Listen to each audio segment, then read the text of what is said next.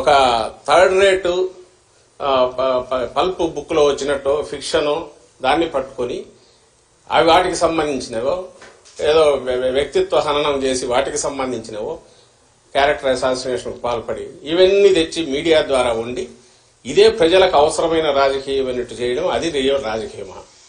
అది కాదని రిజెక్ట్ చేశారు. ఇప్పుడే 19లో రిజెక్ట్ చేశారు. ఈసారి కూడా వాళ్ళకు ఏమీ లేదు చెప్పడానికి. ఈవెన్ వాళ్ళు అనుకుంటున్న హామీలు రిపీటెడ్గా చెప్పడానికి కూడా భయపడుతున్నాడు. ఎందుకంటే నువ్వు నిన్న ఏం చేసావని అడుగుతారు. 14-19 మధ్య చేయలేదు కదా, అబద్దాలు అంటావు, ఇచ్చిన అబద్దపు హామీలు ఒక్కటి నిలబెట్టుకోలే కదా అనేది అడుగుతారు. అందుకోసం వాటి జోలు కూడా పోవట్లా. రేపు ఏదో చేస్తామని చెప్పాలంటే భయం, నిన్న ఏం చేసావని జనం అడుగుతారని.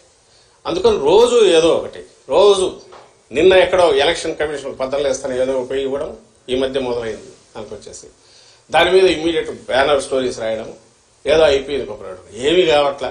రాష్ట్రం నిక్షేపంగా ఉంది, బ్రహ్మాండంగా ఉంది.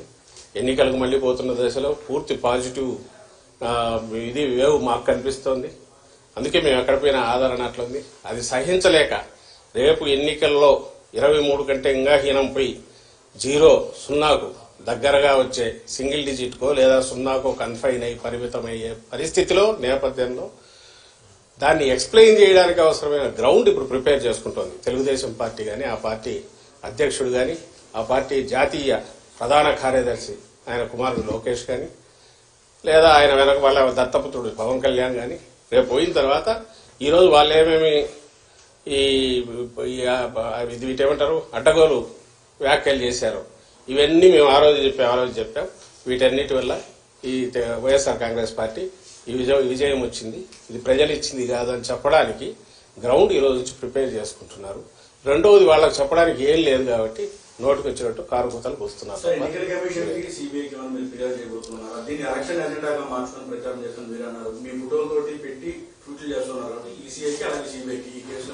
అన్ని కన్సర్న్ ఏజెన్సీస్ అన్నిటికీ ఎన్నికల వాతావరణం వచ్చింది కాబట్టి సహజంగా ఎలక్షన్ కమిషన్ ఆధీనం లేక అన్నీ లేదు కాబట్టి వాళ్లకు ప్రెస్ కౌన్సిల్కు ఇంకా ఇంక్లూడింగ్ సిబిఐకి ఇంకా కన్సర్న్ ఏజెన్సీ అంటే అన్నిటి కూడా రిప్రజెంటేషన్స్ మా పిటిషన్లు వెళ్తాయి.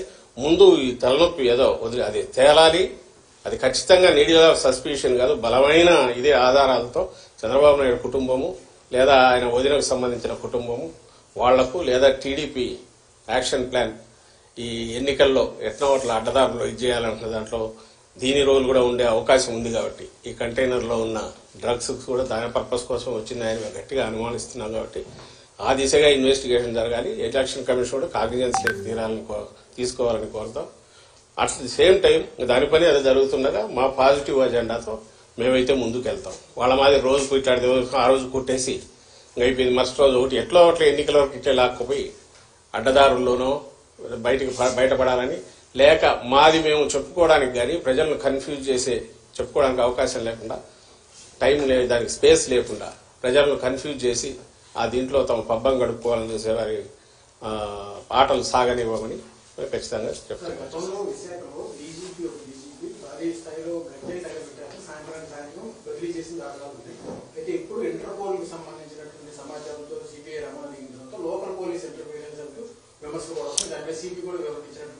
దాని మీద ఇప్పుడు సిపి ఎక్స్ప్లెయిన్ చేసినట్టున్నాడు కదా, వాళ్ళు రమ్మన్న డాగ్స్ వాడు అన్నారు, పోయిన తర్వాత అవసరం లేదన్నారు.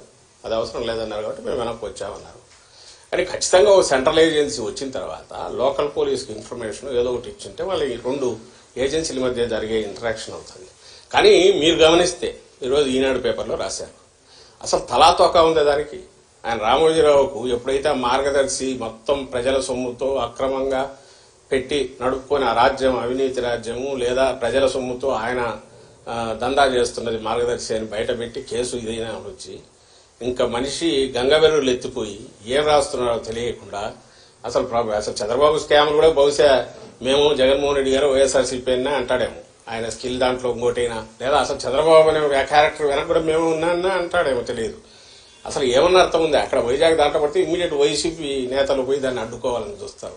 ఎవరు మరి పేరు రాయొచ్చుగా, ఆధారం లేకుండా ఎట్లా నోటికొచ్చినట్టు రాస్తాడు దాంట్లో.